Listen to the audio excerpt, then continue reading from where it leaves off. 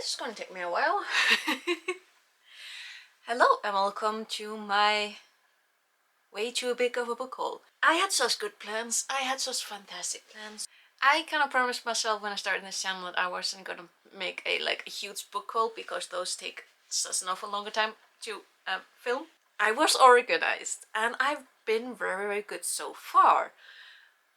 Like I have a small book haul, do it monthly, like continuous, and it went well until I discovered Waterstones. I am doomed. So I'm not gonna say that I'm on a buying ban. I'm just I have so many books now that I need to give myself the time to read at least some of them. So without further ado, let's just get to the way too book of a book haul. Like I have way over 100 books. Let's actually start with the books in Icelandic. And those books I bought recently. The bookmaker company, I cannot remember the word in English. They had a sale on where you only bought the books and you didn't have to pay for the shipping, which is fantastic. So I got 5 books. The tiniest one is actually about Icelandic magicians and sorcerers, so the most famous ones. I love these little books. I've got other on like the Völuspá and Hávamál. I love these little books. Then I got Spade for Skuggabaldur. This is about nepotism in Icelandic society and within the power, the people who have the power. Very interesting and topical. Then I have a book on Macram, or however you pronounce it. I was very excited to get a book in my native language with pictures to go by, so very excited for this one. Another book that I'm very excited about. This is the century-long history of this society called Heimilistaðafélag Íslands. It's a society that is focused on the preservation and teaching of handcrafts, of knitting, crocheting, sewing, carpentry, all the artistic things that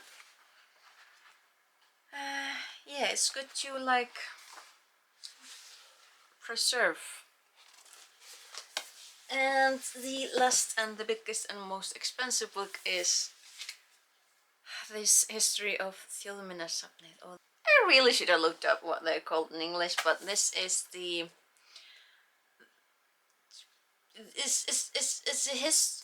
it's a museum in the Reykjavik called Þjóðminjasafnið, and it is fully stocked with everything Icelandic. All the objects from excavations and stuff. It's full of black and white pictures because those are some of the things that need to be preserved. And here is some of the silver that has been excavated. So I've never been to this museum. My plan is that I'm going to visit this summer, so I'm excited. Okay, so let's just move straight on from that and into non-fiction. Let's start with the Conflict Testers by Angela Ackerman and Becca Puglisi. I am quite frankly collecting these books because sometimes you just need help with words when you're writing, particularly when you're writing a language that you're not a native speaker of. We got The Madman's Library by Edward Brooke Hitching, the strangest books, manuscripts and other literary curiosities from history. This is literally about the strange books, like books made out of human skin. It's also peculiar typewriters, right up my geek alley. We got Bits by Lucy Cook, a revolutionary guide to sex, evolution and the female animal. So this, I'm very interested in this book because you know how often in natural documentaries or nature documentaries a lot of female animals are presented as passive and peaceful often, and if you know animals at all, you know that is not the case. Females and males in the animal kingdom are pretty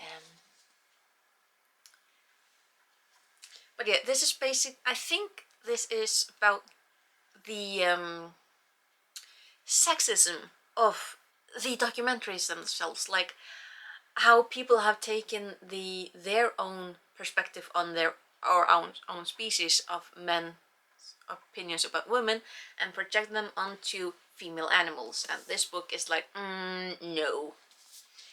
And I am very interested in this book because, yeah, like it says here, female animals have always been marginalized and misunderstood by scientific patriarchy. Charles Darwin himself cast the female animal in the shape of a Victorian housewife, passive, coy, monogamous, and submissive by default. Males became the main event, the dominant drivers of evolutionary change. We now know this is all wrong. Because yes! Pretty much in the same way, we got Otherlands, A World in the Making by Thomas Halliday. This is deep time. Like, he apparently goes into the history of Earth itself, way beyond what my little brain can comprehend. So this book actually falls into me being heavily influenced by YouTubers. This is Florography, an illustrated guide to the Victorian language of flowers by Jessica Rokes. First off, it's beautifully illustrated, and every single illustrations, like of every single flower, also has meaning, origin, and pair with. We have the common name in English and then the Latin name, I believe, like Columbine or Aquilegia, Vasperi in Icelandic. And I bought this book because I saw Rachel Kavanagh talk about it a few months ago, and I'm like, well, it's about flowers, the language of flowers, and Victorian times, and Dictionary of the Strange, Curious and Lovely by Robin DeVoe. This is words in the English language. A curated list of that word. Please. Thank you. English's most interesting words. Many are not well known and seldom employed, yet deserving of greater usage. Such as ignipotent, presiding or having power over fire, fiery. Yes, please. More about the English language. We got Chew by Mark Forsyth, gold and silver. We got the Etymologicon and the Horologicon. I would say, excuse my pronunciation, but yeah. So, Etty is a circular stroll through the hidden connections of the English language, and Horo is a day's jump through the lost words of the English language. So, and then onto something completely different. We got Spoon-Fed by Tim Spector, where almost everything we've been told about food is wrong. Which I'm very interested in because I have been anti-dieting since I was a teenager, because I realized that there's always been diet fads, and the people who have been who follow it for their own reasons very seldom end up better, because they keep following the next diet and the next diet. I am very anti-diet. I've always maintained that diets come from hell, and I am very pleased that the current attitude, I feel, is more my thoughts and feelings. Diets. Then we got Tim Harford, How to Make the World Add Up, which is math. I'm not very good at math, but this is also this is numbers though, and it seems interesting. So this is about math. Why did I say math? Probably because it said numbers, or how to make the world add up. It's actually about the world of disinformation and obfuscation bad research and misplaced motivation to find those priceless jewels of data and analysis that make communicating with numbers so rewarding. So it is about numbers. But yes, I feel that this book might actually help me think a little bit. And then I got Sedated, How Modern Capitalism Created Our Mental Health Crisis by James Davies. Mostly inspired by the fact that I've recently started taking antidepressants that also work on social anxiety. And so I suffer,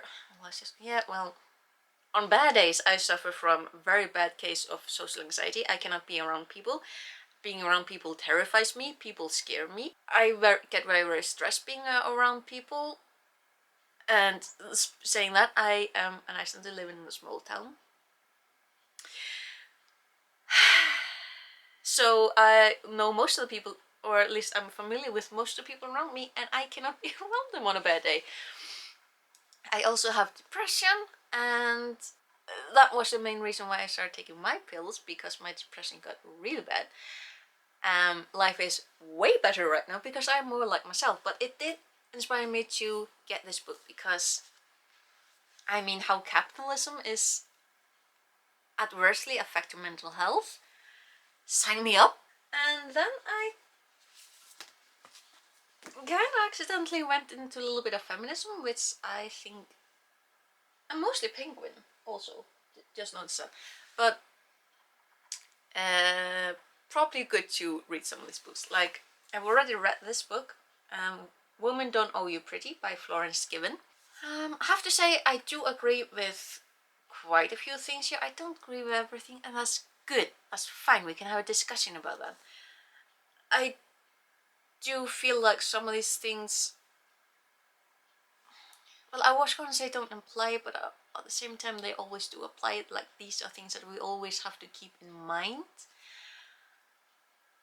I like this book. I do recommend it. Then we got Feminists Don't Wear Pink and Other Lies by Scarlett Curtis. I think this is a collection of like essays or something. I mean, it does have a recommendation by Reese Witherspoon, so. But also, like, the main reason I got this was the title, Feminists Don't Wear Pink and Other Lies, because I've noticed throughout the years that even women, particularly women, whenever someone says I'm a feminist, another woman has come forward and said, but you wear makeup, but you're pretty, but you have long hair. You can't be a feminist if you wear lipstick. And I've been like, the heck? Where did that come from? Like, feminist does not mean that you shave your head and wear masculine clothing. Feminist means that you have a certain mindset that says, you know, how the world is right now isn't fair. It should be better. And, you know, minimize weight gap, minimize certain unfair advantages that other people have purely based on their gender. Make things fair for everyone. Because there's also the lie that feminists hate men, which is a very, very bizarre stance to take. Like, if you think, honestly, I do think that says more about you than it does about feminists. But anyway, I haven't read this book yet. I think that would do me good. And we have Annabelle Williams's Why Women Are Poorer Than Men and What We Can Do About It. It is British. Oh dear lord. Nearly 70% of Britain's homeless are women? In the UK's top 100 companies, there are more men called Dave than there are women altogether. Dear lord. Women outperform men educationally at every level from high school to PhD, but still get paid less. Tell me how that is fair. And don't give me any sexual. I need to read these books. I might get a little bit pissed off, but that's pretty fine, I think. Kind of in that vein as well, we got The Pink Line, The World's Queer Frontiers by Mark Givisse. From refugees in South Africa to activists in Egypt, transgender women in Russia, and transitioning teens in American Midwest. The Pink Line folds intimate and deeply affecting stories of individuals, families, and communities into a definitive account of how LGBTQ plus rights became one of the world's new human rights frontiers in the second decade of the 21st century. I myself just recently, well, fairly recently realized that I'm asexual. And quite frankly, it's hilarious if I happen to mention it to someone who is older than me. Like one dear woman, one dear woman literally thought that the world was gonna end for me. Because how in the world was I then gonna find someone to love? And I'm like, if that's your definition of a happy life, maybe expand your horizons a little bit. Like, another person is not your world. But there's also been, unfortunately, just yesterday as of filming this, a very heartbreaking news about queer kids in our capital of Reykjavik who are facing more prejudice and more just harassment and attacks, both mental and physical, because of the fact that they are queer. And unfortunately, most of that is due to social media, particularly TikTok, which is very, very unfortunate. It's a very sad fact, and I think I need to read this book. It's a little thick, which is good because, I mean, it's thick and it's got tiny letters, which means that there's a lot in it. So let's see, on to a little bit happier notes. We've got How To, Absurd Scientific Advice for Common Real World Problems by Randall Munro. So yeah, it's full of common problems and really, really extravagant solutions to those problems. Then we got How to Do Nothing, Resisting the Attention Economy by Jenny Odell. I did see Jack Edwards' reading of it, and because it wasn't what he thought it was for that video, he couldn't quite get into it, but I've seen a lot of people recommend it because it's, I don't really know what it's about. I think it's about I watched videos about it and I still can't remember what it's about, but I think it's about stepping back from like social media. This kinda leads into the next three books because they were also inspired by Jack Edwards, particularly James Clear's Atomic Habits, which a lot of people recommend because it's not a stereotypical self-help book. This one actually helps because it gives you pointers of how to actually change your life. Next up is Mary Kanto's The Life-Changing Magic of Tidying, which will be a fascinating read because I don't think I will be following it. I am very happily a controlled chaos type of person, but this book has a lot of recommendations. And then we got Olivia Fox-Cabane, The Charisma Myth, Master the Art of Personal Magnetism, which, I don't know, it sounds fascinating. Next up we have The Communist Manifesto by Karl Marx and Friedrich Engels. I've heard a lot about this book, mostly by people who haven't read it, so I want to read it to actually find out what in the world they were talking about, because I've heard from people who have actually read it that it's not what communism turned out to be about. Then we got Raine Maria Rilke, Letters to a Young Poet. I think this was Jack Edwards as well. So it's actually tied into the fact that I want to read more poems and try to write as well. So, and then we got Niccolo Machiavelli's The Prince. I'm pretty certain I do have another edition of this somewhere in our collection, but I have no idea where it went. So I got 2 mangas so far. In November, when I will be participating in NaNoWriMo, I've been planning to read mangas and graphic novels, so I'm starting my collection. And these two are inspired by Gavin of How to Train Your Gavin. So, not safe for work, not safe for children. We got, let's start with a more problematic one, The Wild Wild Wildlife It sounded interesting, but then he talked about how it was actually a little bit. It has disturbing themes, actually, unintentional by author, I presume, and I figured, well, I'm still gonna get it and see for myself. And then he going unhold it recently, so I'm like, we'll see. And the other one is Dick Fight Island, volume number 1. Which is exactly as the title of the book. 1 and 2 is out, and I will probably be getting that before November, so November will be very, very interesting. So move on to that. Let's check out children's books. So I got Salman Rushdie's Luca and the Fire of Life because I was thinking recently about Harun and what's it called in English? In Icelandic it was translated to Harun or Sagnahavið. Harun and the Sea of Stories. Yes, I love that book. I haven't been able to find my copy, but then I found this online, and I liked the first one. So then I got Lee Newberry's The Last Firefox, with these sprayed edges. It sounds interesting. I usually don't read children's stories, but I know this is cute. And the last series book, again inspired by Gavin, it's Goosebumps: A Night in Terror Tower. So by R.L. Stein. So Gavin's series of, you know, when he's rereading all of the Goosebumps novels. I love watching those.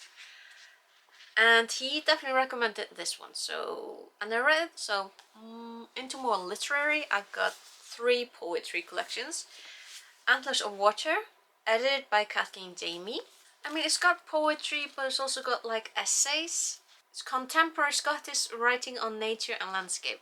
I mean, it's essays, it's poetry, and it's Scotland, so. Next up is John Carey 100 Poets, a little anthology, because Lord knows I need to read more poetry. And this has 100 poets, so variety. And the last poetry book is Pam Ayres on Animals, because I just loved the excerpt where she was talking to the dog about the mailman. Just, these seem hilarious. Like, the very few that I've actually looked at, they just funny. There are also some stories in here in between, and I do have some juice, so let's just move on to the classics. Let's start with Lord of the Rings. Now, I've seen quite a few YouTubers with this edition. It is gorgeous. I love the cover because you look at it, so pretty.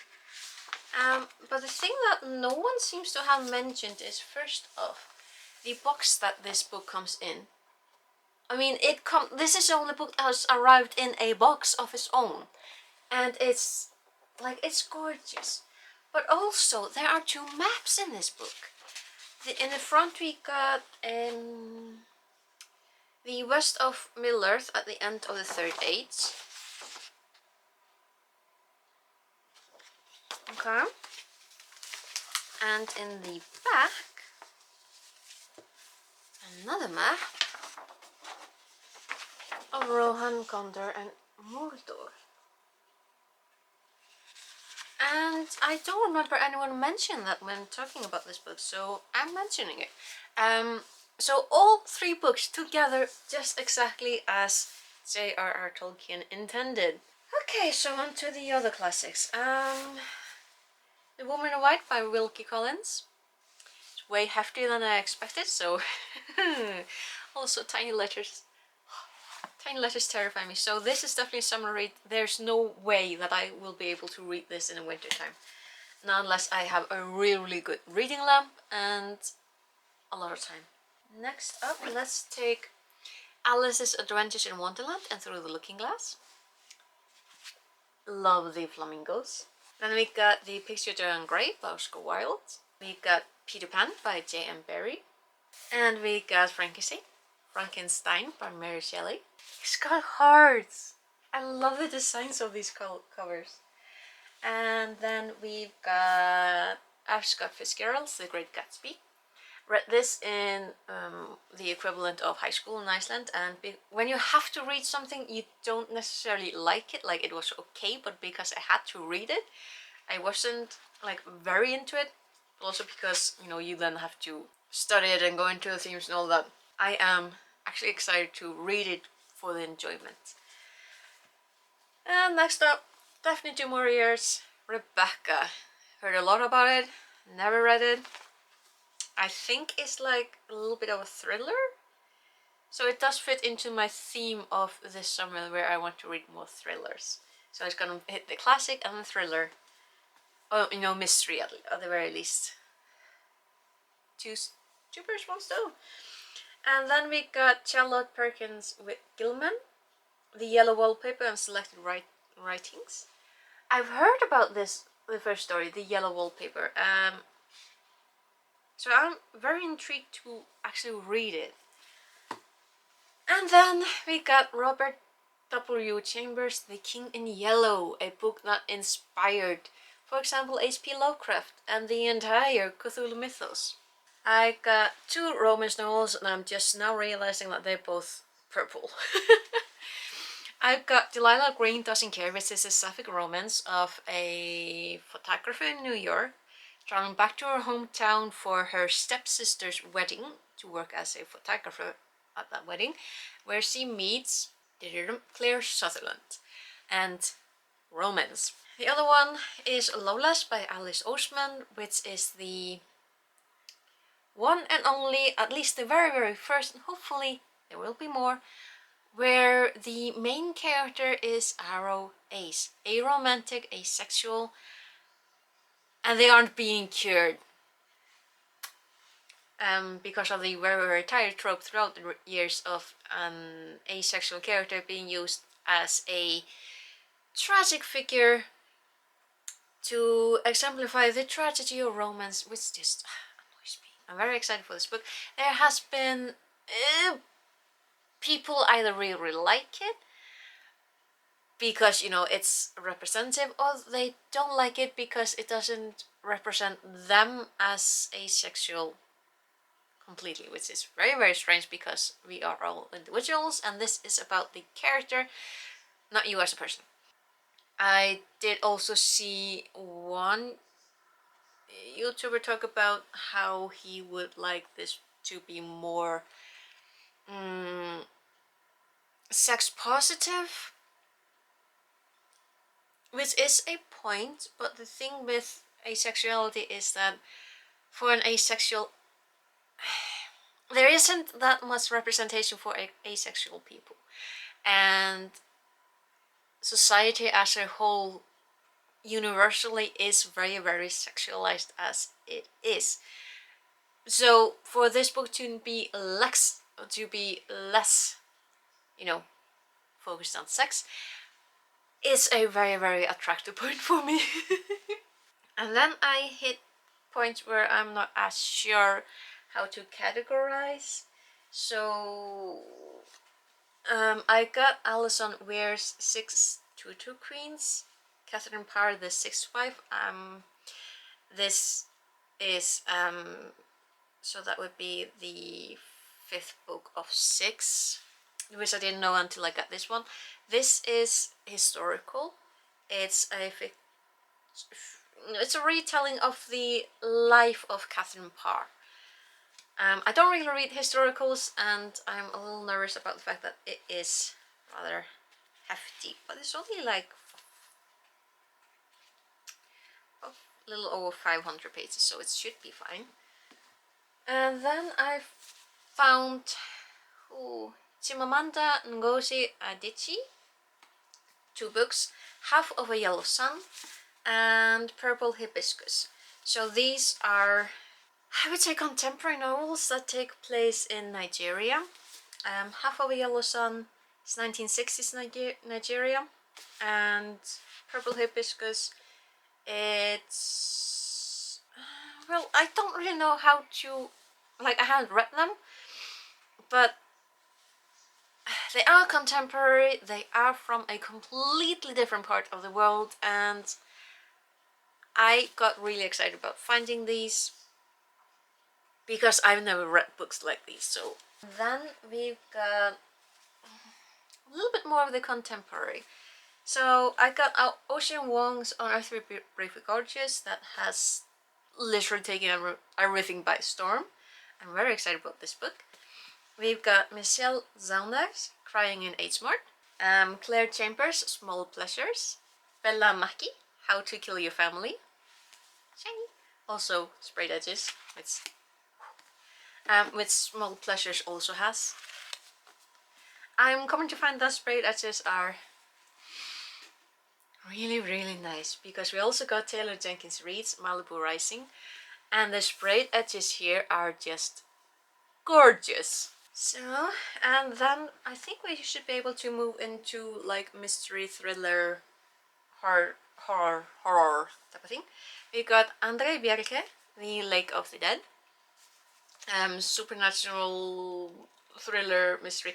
This is from 1942. It's Norwegian, and the Norwegians, they apparently, let's see, was voted the all-time best Norwegian thriller. So I'm excited.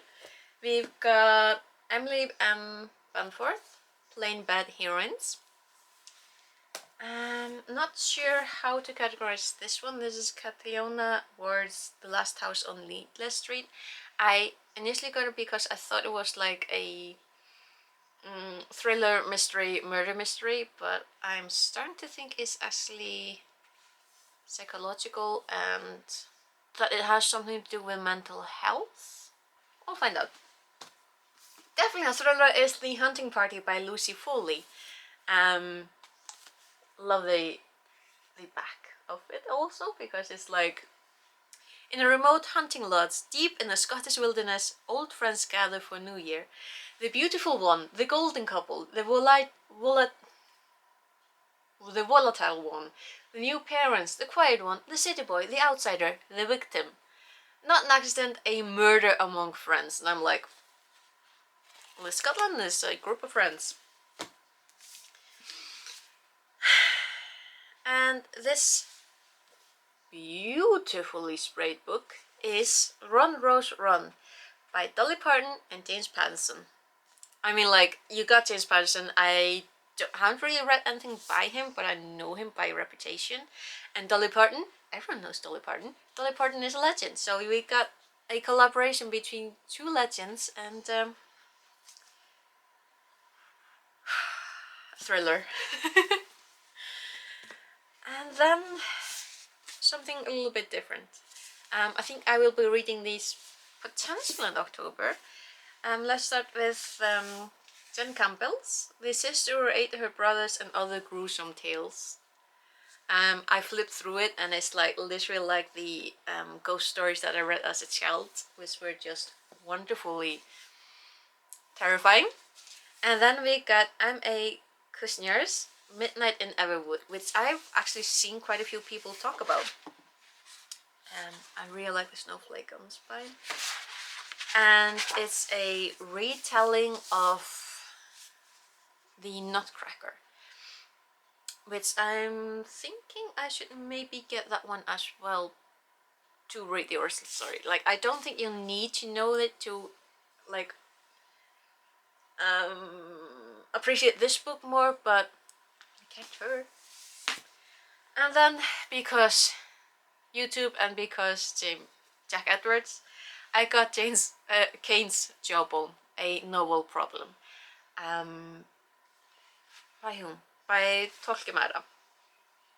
So this is, it's a puzzle and a novel. Like, it's a murder mystery that you have to piece together. Like, all the pages are out of order. So I think there's like, what, 100 pages, and you have to literally piece the story together because there's apparently more than one murderer, more than one victim, 6 murder victims and their respective murders. So this is a novelty. But I stalked this on the internet, and as soon as it was available, I got it because it sounds really, really interesting. And then I went on a bit of a Christina Henry binge. So the first book I saw on Watchstones by her was Alice, her retelling of Alice in Wonderland. And then I realized that it has a sequel of The Red Queen. And the third book in that series is Looking Glass, which I believe is a collection of short stories. So, very intrigued by these. Retellings are very interesting. And because I was looking up Christina Henry's, like there are other stories by her that I am very interested in seeing. If I like these stories, I might spring for like the Peter Pan and the Little Red Riding Hood one and the others. But there's also this anthology that she's a part of, which is Cursed, edited by Mary O'Regan and Paul Kane. It also has Neil Gaiman and lots of other authors. So fairy tales, which are always exciting or interesting, and might actually find more authors to read. And the last one of the Christina Henry binge reading of mine is going to be Near the Bone, which is a chilling thriller mystery. Which is, it seems to be like, okay, so Mattie is the main character. She lives with William alone on a mountain together, and there's something about William that is not right. And then there's she finds out that there is something else on the mountain with them, something that is not human. And then along come three strangers that Mattie needs to keep safe from William, because when William gets angry, terrible things happen. The one and only science fiction novel that I got is The Dervish House by Ian MacDonald. And then we're most on to fantasy. I got John Gwynn's The Shadow of the Gods, way thicker than I expected. It's Samantha Shannon's The Priory of the Orange Tree. It's over 800 pages long. Don't know when I'm gonna get into this one, but The Priory of the Orange Tree, I've heard about it through the years. It came out in 2019. Honestly didn't expect it to be this big, but again. Next is Amy Jeff's Storyland, a New Mythology of Britain, which is a retelling of medieval tales of legend, which just the cover is really, really pretty. Next, got the first two books of the trilogy by Marlon James. I got Black Leopard, Red Wolf in paperback. And then I got Moonwitch and Spider King in hardback signed edition. So this is, I think this is my second book that is signed. I think the Dolly Parton and James Patterson one was signed. Forgot to check, but. And Daughter of the Moon Goddess by Sue Lynn Tan. Got this lovely, lovely hardback. Love the pale pink on the inside. The second book of this duology is out in either October or September, and I pre-ordered it. So, really hope this is good. A lot of people have talked about this being good. So, it's a retelling inspired by the Mid-Autumn Legend, and I never read the Mid-Autumn Legend, but people talk about this being good. So, I'm trusting the internet. Then we got Stephanie Garber's Once Upon a Broken Heart, Beth Cartwright's The House of Soaring Stars, Erin Morgenstern's. I first got the Starless Scene because lots of people have been talking about that one. But people are very mixed about it, and some people talked about it being kind of baity, I got it because it sounds interesting, and a lot of people have compared it to her previous book, The Night Circus. So that as well, because might as well get to reading this and find out what I've been missing out of. I've also got VE swaps. I got Gallant, because a lot of people will be talking about that. And it sounds really, really interesting. And then I got the Invisible Life of Adley LaRue. And last in this bundle, or this pile, is Emily J. Taylor's Hotel Magnifique. I got Jasper Four, with 2 F's, The Air Affair, which is about a detective who is a literary detective. So the main character here is Thursday Next, who is a literary detective who has to go into books to solve mysteries. So Jane Eyre has been kidnapped by a big-time criminal. So our detective has to go into the novel to find Jane Eyre. See, there is also the Crimean War, there's romance, and figuring out who really wrote Shakespeare's plays. Okay, sign me up. And then my foray into Dorothy L. Sayers' literature, or her books, starting with the first Peter Wimsey mystery, his Whose Body. And then the part that I've kind of been a little bit dreading, because I bought quite a bit of Agatha Christie, because I found out that there are 73 novels that are available, and I kind of bit it into myself to start collecting them. I'm not regretting it, because the books are really fun. But we're in the home stretch, so let's start with The Secret Adversary, a Tommy and Tuppence mystery. This is the first Tommy and Tuppence novel. Then we got a Poirot book, Murder on the Links. Standalone, The Man in a Brown Suit. Let's see, another standalone, The Secret of Chimneys. Let's see, I'm reading this one. It is a Poirot novel, The Murder of Roger Ackroyd. Next up, another Poirot. This is The Big Four.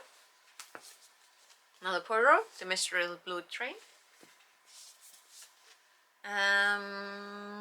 Standalone, this is The Seven Dials Mystery. Miss Marple, The Murder at the Vicarage. Let's see. Ooh, and this is the first of her romance novels. I think this is the first. Agatha Christie wrote romance novels under the pseudonym of Mary Westmacott. And this is Janet's Spread. Oh, then here is The Floating Admiral, by members of the Detection Club, including Agatha Christie, Dorothy L. Sayers, and G.K. Chesterton. Oh, so all members of the Detective Club. So this is gonna be really, really interesting. Next up, this is another standalone, I believe, the Stitterford Mystery. Poirot, Peril at End House. Poirot again, Lord Edgeworth Dies. Poirot, Murder on the Orient Express, which a lot of people really, really love. Like, this is one of the Murder of Roger Ackroyd, the Murder on the Orient Express, and I believe there's one another that is... Yeah, and then There Are None. Are the 3 that I see popping up again and again and again with Agatha Christie. Another Mary Westmacott book is Unfinished Portrait. Another standalone, White in the Ask Evans. I've been interested in this book in particular for years, so now is my chance. Another Poirot, 3-act tragedy. Poirot, Death in the Clouds. Poirot, The ABC Murders. Poirot, Murder in Mesopotamia. And the last book in the haul, an Agatha Christie Poirot novel, Cards on the Table. So this is book number 107 in this video. Yeah, I think I counted them all. So that should be 107 books that I've bought. So as I said before, I'm not on a book buying ban. I'm just now I've decided, because bans don't work on me. I've tried it, doesn't work. So instead, what I've decided to do is that I'm going to give myself the time to read the books that I've gotten before I get any more, particularly Agatha Christie. Like, I need to read the books that I have already before I continue my collection. So this has taken me a couple hours. This is why I didn't want to do it this way. I do prefer like smaller hauls and shorter videos that just take a short while to record, not like hours upon hours and then a lot of editing. But that said, sometimes plans just fail. So there we have it, 107 books in a single book haul. That's just a little bit insane. Still smiling like an idiot. I have a lot of reading ahead of me. That said, I do still, like, I will admit, I do still have my baskets full on several web pages, or bookseller pages. So, but that's normal. That's normal, yeah. That said, thank you so much if you stuck with me throughout this haul. It's probably gonna be a long one, and hopefully I'm not doing this type of thing. Like, I say hopefully. I know myself. I'm probably gonna do this again. But the plan is a shorter, like something shorter in September, October is probably in October, and yeah, probably October, because I need to, well, in the autumn time, think about like manga and graphic novels that I want to read in November. But until then, until autumn, the plan is not to buy any more books in autumn. That's the plan. We'll see how it goes. Thank you so much for watching, for sticking with me throughout this long video. And I will hopefully see you in some other video of mine on this channel. So take care. See you later. Bless.